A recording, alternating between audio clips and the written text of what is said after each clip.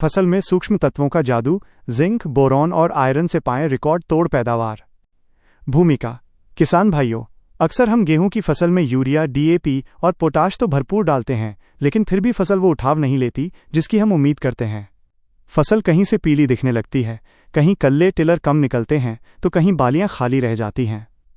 इसका सबसे बड़ा कारण है सूक्ष्म तत्वों की कमी। आज हम बात करेंगे उन 3 महारथियों की जो आपकी फसल का भाग्य बदल सकते हैं: जिंक, बोरॉन और आयरन। 1. जिंक फसल की मजबूती और हरियाली। जिंक गेहूं के लिए इंजन के तेल जैसा है। फायदा: यह कल्लों की संख्या बढ़ाता है और जड़ों को गहराई तक ले जाता है। पहचान: अगर आपकी फसल की बढ़वार रुक गई है और नई पत्तियों के बीच में सफ़ेद या पीली धारियां दिख रही हैं, तो समझ लीजिए जिंक की कमी है। असर: जिंक डालने से पौधा तेजी से भोजन बनाता है और खेत एकदम हरा भरा हो जाता है।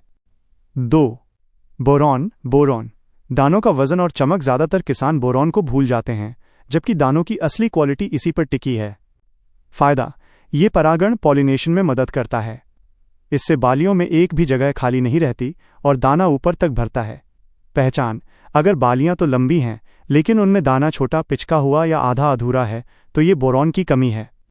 असर: ये दानों में चमक लाता है और मंडी में आपको फसल का पूरा वजन और सही भाव दिलवाता है। 3. आयरन पीलेपन का पक्का इलाज। कई बार पानी लगाने के बाद या ठंडी के मौसम में गेहूं पीला पड़ने लगता है। फायदा: आयरन पत्तियों में क्लोरोफिल, हरापन को बढ़ाता है। ये पौधे को सूरज की रोशनी से ऊर्जा बनाने में मदद करता है। पहचान: अगर नई पत्तियां पूरी तरह पीली पड़ रही हैं, लेकिन उनकी नसें हरी दिख रही हैं, तो आयरन का स्प्रे संजीवनी का काम करेगा। असर: इससे फसल का पीलापन चंद दिनों में गायब हो जाता है और पौधा